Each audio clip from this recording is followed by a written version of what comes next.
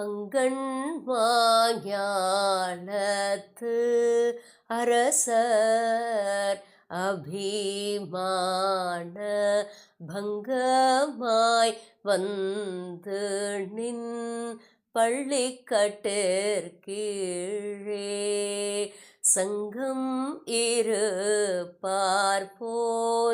வந்து தலை பெய்தோம் கிங்கினி வாய் செய்த தாமரை பூ போலே செங்கண் சிறு சிறிதே எம்மே விழியாவோ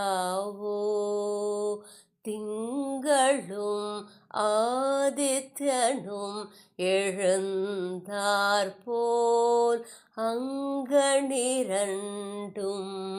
கொண்டு எங்கள் மேல் நோக்குதியேல் எங்கள் மேல் சாபம் இழிந்தேலோர் எம்பாவாய். ஸ்ரீ ஆண்டாள் தாயார் திருவடிகளே சரணம். சர்வம் ஸ்ரீ கிருஷ்ணார்ப்பணமஸ்து.